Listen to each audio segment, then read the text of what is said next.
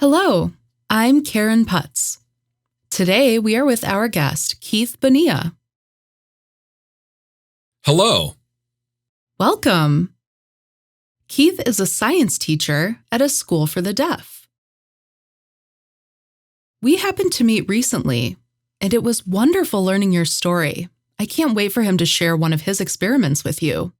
So Keith, let's start with your backstory. Tell us about your journey and your upbringing. Yes, thank you for inviting me.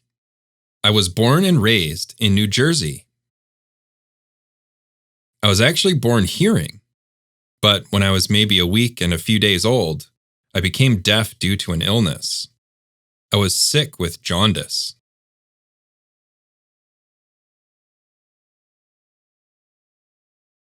And that sickness was caused by having a high level of one chemical in my body.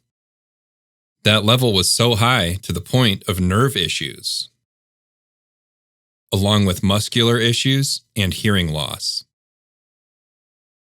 My parents noticed my skin was orange and took me to the hospital.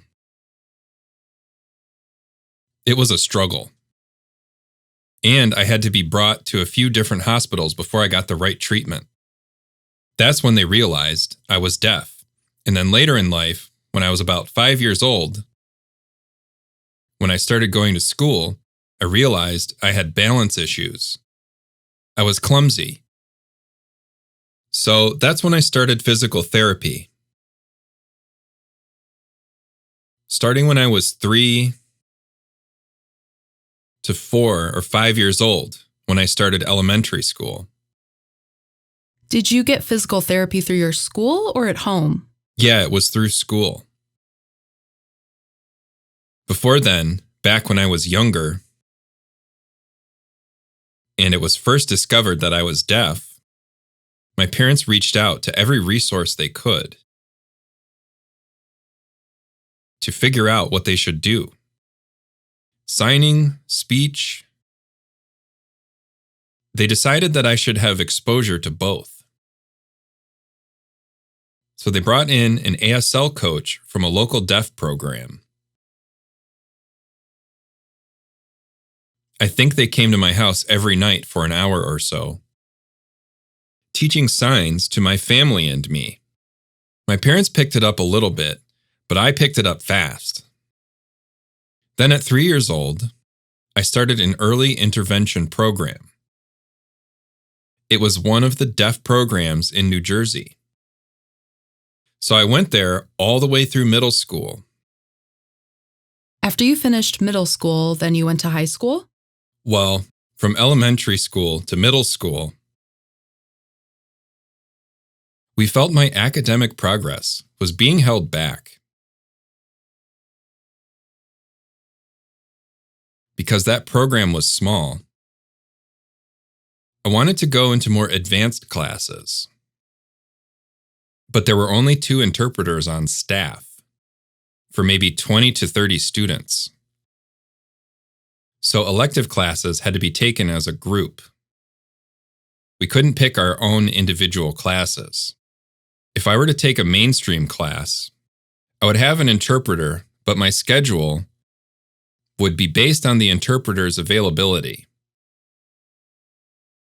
And that could mean taking an interpreter from another elective class. It seemed complicated. So when it was time to start high school, I decided to start school in my home district. The deaf program I was in was outside of my district. And my district was happy to have me home. It was less money they had to pay. Anyway, there I had an interpreter with me one-on-one. And we attended all classes together. I was finally able to have access to my schedule, the classes I wanted to do. I ended up taking technology classes. Spanish. I was able to take what I wanted. Are you still able to speak Spanish? A tiny bit. A tiny bit, okay. Very, very little. I can read it better than I can understand it. What was the best part of high school? Well, not to toot my own horn or anything, but I did enjoy graduating in the top 7% of my class. Wow, that's impressive. I am proud of that. I liked that. But other than that, I enjoyed running. I was part of the cross-country team. I always preferred individual team-based sports, so I ran for cross-country and track and field. Indoors and outdoors, depending on the weather. I was running year-round in high school. And are you still running? On and off, I'd say. I'm a little busy lately, being in 2 graduate programs, but I still like to run. Another favorite thing about high school was that I was able to socialize and really be myself. That's huge. There are a lot of people struggling with their identity and determining who they are. That willingness to show themselves and be like, this is me. Yes, definitely. I think that was a big part of my sense of identity, going through that journey. It's that journey of getting out of your comfort zone. Maybe later you can return to it, but it makes you appreciate that comfort zone more. Or you can find a different meaning to it. So with my journey in that deaf program, I had my deaf people. I had 5 friends, and it was great, but I didn't really feel that sense of deaf identity until after high school, making my way back to deaf classes. Through RIT for my undergrad. RIT is really where I discovered my deaf identity. Do you remember a specific turning point where you felt that discovery? I think that would have to be when I was faced with 1,200 deaf students. Oh, tell me more about that. So you found yourself among these 1,200 deaf students. That's what it was. It was being a part of something where everywhere I looked, I could see deaf conversations. That was so nice. I didn't have to worry about missing anything or going over something I missed. That was my turning point. If I wanted to make friends, I didn't have to focus on one option, 5 options. You have choices, yeah. Yeah, I had the choice of who I wanted to be friends with, who I wanted in my life. It could be someone who had common interests, or even those who don't. Speaking of interests or passion, what is your passion? I'm passionate about a lot of things. First of all, I have a passion for science, obviously because I'm a science teacher. But more on that later. I'm passionate about music, dancing, movies, reading, many things in the creative nature. I'm also passionate about socialization. I'm energized around people and figuring out what people need. I enjoy supporting others.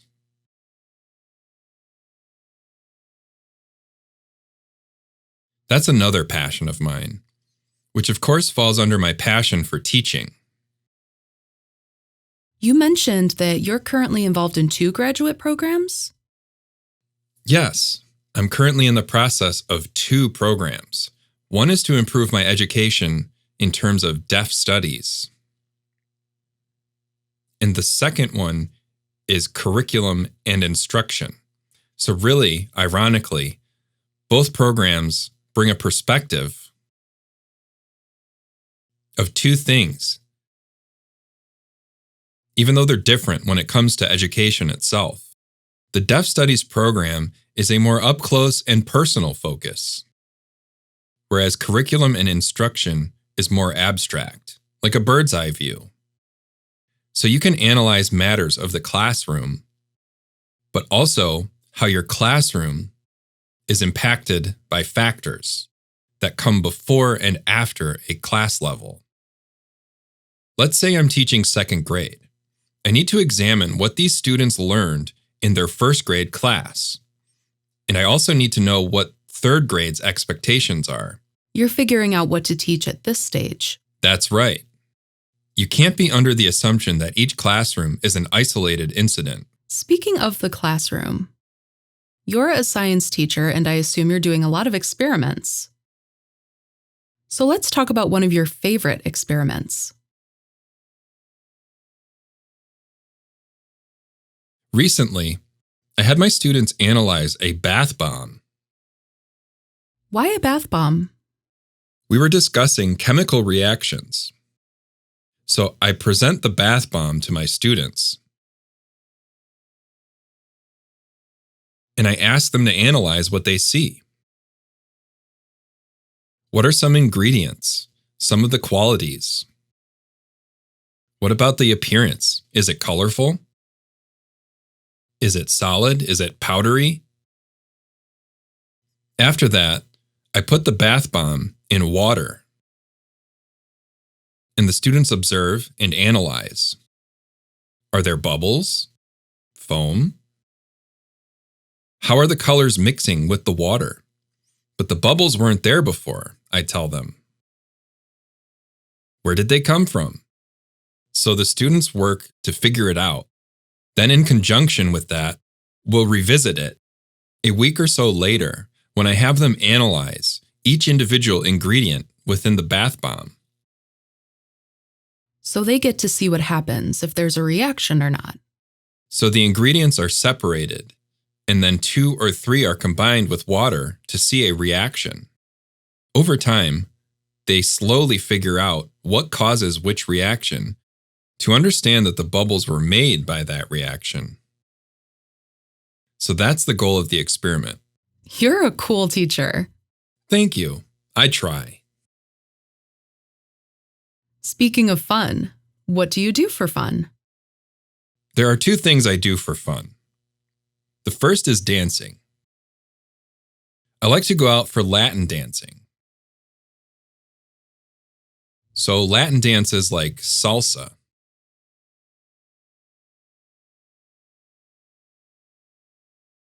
bachata,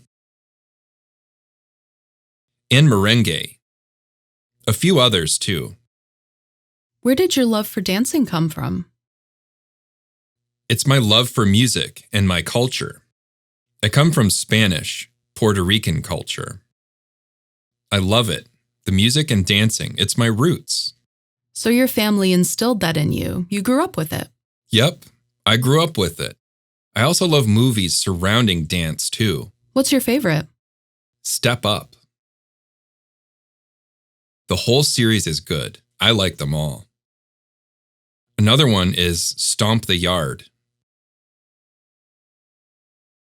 It's a lot of drums and bass. I love heavy bass, so that's a good one to watch. So that's one. And other fun things I like are snowboarding and longboarding.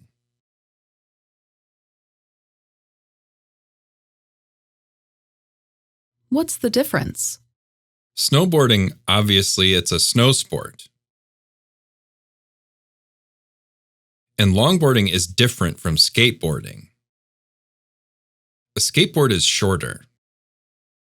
I have a regular, typical skateboard that I use from time to time, but skateboards aren't really meant for long-distance cruising, like for getting around campus or getting across town.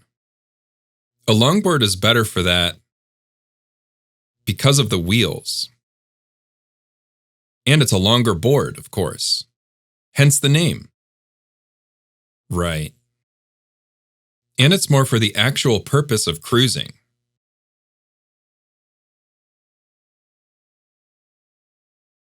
It's a much smoother ride.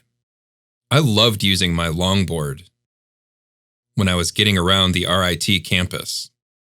I did that all the time. And that's actually what led to my second concussion. Oh, tell me about the first concussion. So the first one was actually caused by my other boarding interest, snowboarding. These incidents happened 2 days apart.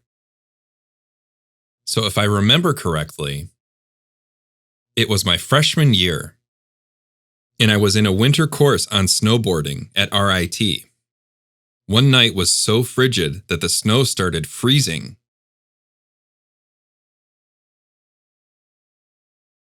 And keep in mind, this was at night. And one student fell right in front of me. A child, not a student, excuse me. And I didn't want to hit him, so I turned to avoid him. But when I did that, I hit an icy patch and I lost control. The fall broke my helmet right in half.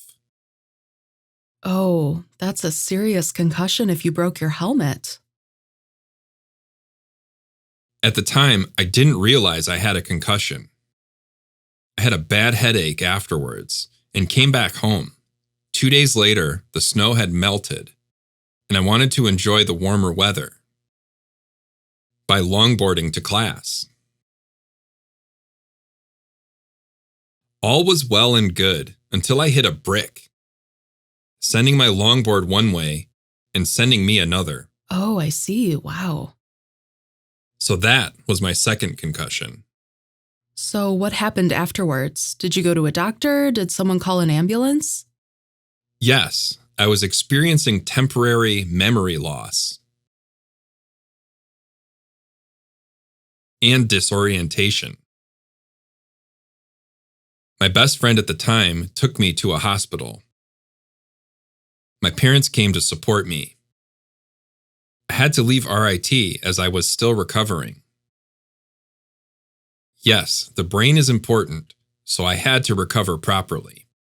After I left RIT, I went to a community college, so my parents could support me through it. Then I went back to Rochester. I'd like you to look back to the people who have influenced you. Did you have a mentor or someone who guided or encouraged you? Someone you learned a lot from? I've had several. My doctor goal came from, well, this is according to my dad. He told me that when I was 4 or 5, I went to a neurologist. When I was finished with that appointment, I told my dad I wanted to be a neurologist, just like that doctor.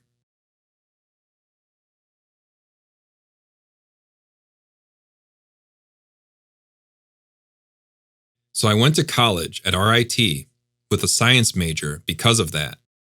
But after my double concussions, I took my path in a new direction. I had discovered new passions. For example, my passion for helping people was redirected. Not through medicine, but instead through education and tutoring. So your passion doesn't always have to be in one particular way. Exactly. And I say it all the time. Passion and energy involves everything, regardless of your choices of what you want to do. That's right. You always have to be open to possibilities of branching out. One idea can still remain the same, but it can branch out from there.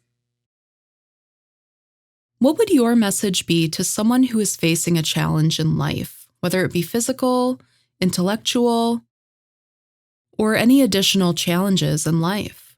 How do they navigate that challenge within their life path? Well, I see that all the time, especially within my experience as a teacher. There are two sides to this fight. It really is a fight, not a battle. For a person who is experiencing those challenges, the first side is yours. You need to stand up. Don't be afraid to communicate what you need.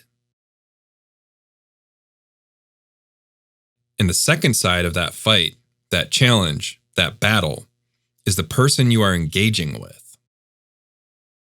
Maybe it's your family, your teacher,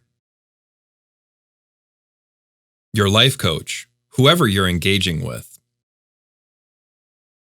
Their responsibility is to be patient and analyze the situation, knowing that not everyone is the same. So let's say I'm being engaged with. I need to take a step back and figure out what this person really needs. I can help you if you communicate it, but if you're unable to or you're too young, the other side should step in. That's good advice. Before we wrap up, do you have any favorite quotes or life lessons that you live by? Life lessons. In life practice, yes, I do. I always live by the philosophy of doing the things that matter right now. This means asking myself, is this important or not? If it's not, just let it go. Release it. Because I see a lot of people carrying so much stress and this heavy guilt and burden. Deal with it and then let it go. Because it's happiness that's really important. Regardless of your version of happiness. It is so important to get there. That's good advice.